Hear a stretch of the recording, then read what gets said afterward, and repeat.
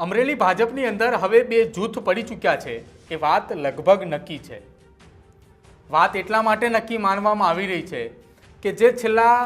4-5 દિવસોથી અમરેલીની અંદર જે ચર્ચાઓ ચાલી રહી છે, અમરેલી ભાજપની અંદર જે વિવાદ અને વિવાદ થઈ રહ્યો છે એ બાદ એ નક્કી એટલા માટે માનવામાં આવી રહ્યું છે કે અમરેલી ભાજપમાં બે જૂથ છે।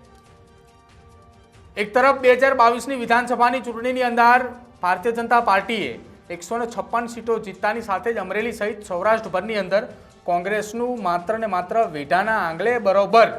સીટો રહેવા દીધી હતી। જ્યારે 2017ની વાત કરવામાં આવે તો કોંગ્રેસના એટલા બધા ધારાસભ્યો સૌરાષ્ટ્રમાંથી ચૂંટાઈને આવ્યા હતા કે એ દરમિયાન ભારતીય જનતા પાર્ટીના ધારાસભ્યો આંગળીના વેઢા બરોબર હતા।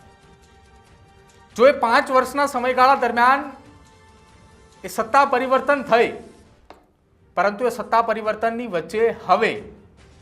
જ્યારે 2022થી 2024 સુધી એટલે કે આ 2 વર્ષના સમયગાળાની જ્યારે વાત કરવામાં આવી છે,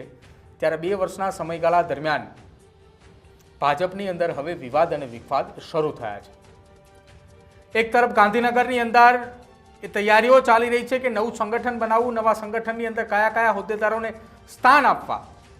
અને એ હોદ્દેદારોને સ્થાન આપવાની ચર્ચાઓની વચ્ચે નીચેથી આખું મંડળ તૈયાર થઈ રહ્યું છે। ધીરે ધીરે ભારતીય જનતા પાર્ટીએ તાલુકા મંડળ અને સાથે જ વોર્ડ મંડળના પ્રમુખોના નામ જાહેર કરવાની શરૂઆત કરી દીધી છે, અને આ શરૂઆતના તબક્કાની અંદરથી જ અમરેલીની અંદર વિવાદ અને વિખવાદ સામે આવ્યો અને અમરેલીમાં કૌશિક વેકરિયાને બદનામ કરવાનું કાવતરું રચાયું। જોકે આ કાવતરા અને કાવા દાવાની વચ્ચે અમરેલીમાં બે જૂથની હું વાત એટલા માટે કરી રહ્યો છું કે હવે જ્યારે આરોપીઓ પણ દબોચાઈ ચૂક્યા છે, આરોપીઓનું રિકન્સ્ટ્રક્શન પણ થઈ ચૂક્યું છે, ત્યારબાદ હવે સોશિયલ મીડિયાની અંદર બે જૂથો દ્વારા આમને સામને પોસ્ટો કરવામાં આવી છે।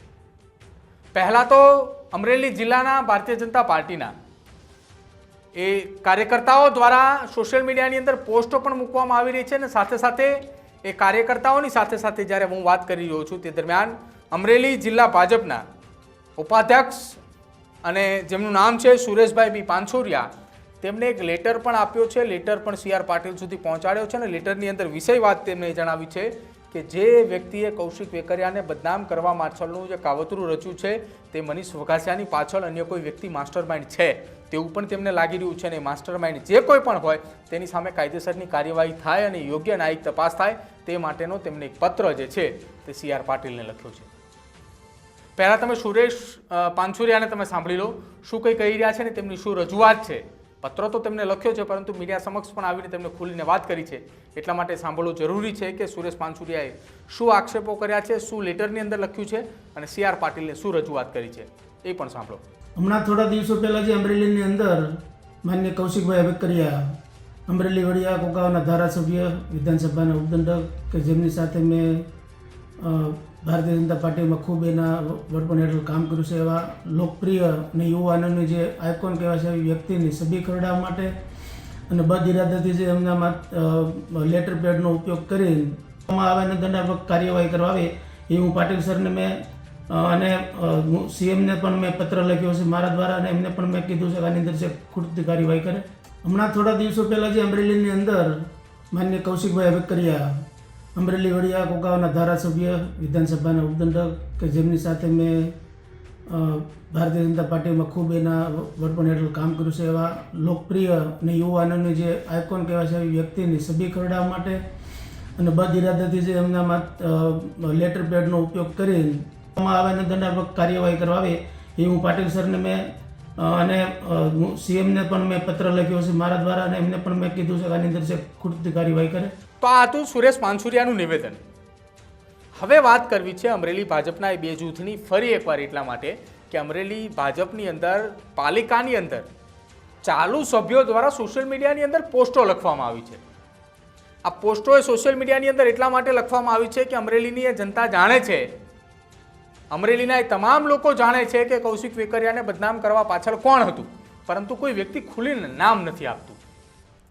એ ખુલીને નામ ન તો મનીષ વઘાસિયા આપી રહ્યો છે પોલીસ કસ્ટડીની અંદર,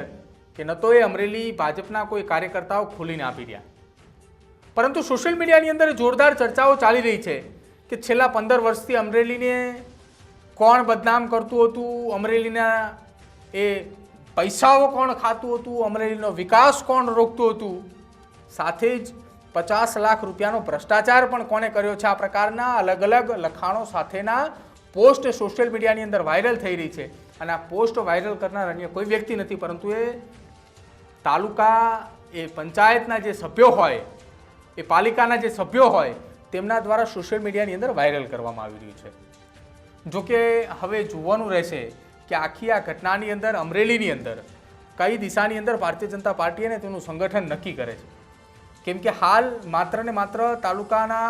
મંડળ પ્રમુખોની જ્યારે વરણી કરવામાં આવી રહી છે, તેમની જ્યારે પસંદગી કરવામાં આવી રહી છે, ત્યારથી જ જો આ વિવાદ અને વિખવાદની શરૂઆત એ ભારતીય જનતા પાર્ટીની ચરમસીમા સુધી પહોંચતી હોય, એક છેવાડાના તાલુકાની વાત હોય અને તાલુકાની વાતનો વિવાદ છે કે ગાંધીનગર સુધી જો પહોંચતો હોય, તો સ્વાભાવિક રીતે એ વાત સમજવું જરૂરી છે કે આગામી સમયની અંદર ભારતીય જનતા પાર્ટીનું જે નવું સંગઠન બનવા જઈ રહ્યું છે, એ મહાનગરપાલિકાની વાત હોય અથવા એ ગુજરાત પ્રદેશનું એ સંગઠન બનવા જઈ રહ્યું હોય, ત્યારે કેવા વિવાદ અને વિખવાદ થાય છે તે જોવાનું રહેશે. પરંતુ એ વિવાદ અને વિખવાદની વચ્ચે એ વાત તો નક્કી થઈ ચૂકી છે કે હવે ભારતીય જનતા પાર્ટી એ તમામ નિર્ણયો જ્યારે લેશે, ત્યારે કહેવત પ્રમાણે કે દાઝેલો વ્યક્તિ એ ફૂંકી ફૂંકીને છાશ પીતો હોય છે, એ જ પ્રકારે જે વ્યક્તિને નાના એવા મંડળ પ્રમુખની વરણીઓની અંદર જો આ પ્રકારના વિઘ્નો વચ્ચે આવતા હોય, તો આગામી સમયની અંદર એ નિશ્ચિત છે કે ભારતીય જનતા પાર્ટી એ તમામ નિર્ણયો એ ફૂંકી ફૂંકીને લેશે કે જેથી કરીને આ પ્રકારના વિવાદ અને વિખવાદો સામે ન આવે. આપનું શું માનવું છે આખા વિવાદ અને વિખવાદની વચ્ચે અમરેલી જિલ્લાની અંદર શું ખરા અર્થની અંદર બે જૂથ સક્રિય છે? જો આપ જરૂરથી જાણતા હોય કે કયું કયું જૂથ છે, તો અમારા કમેન્ટ સેક્શનની અંદર જરૂર લખજો. અમારી ચેનલ ન્યૂઝ રૂમને આપ આજે જ લાઇક કરજો, શેર કરજો અને સબસ્ક્રાઇબ કરવાનું ભૂલતા નહીં. નમસ્કાર.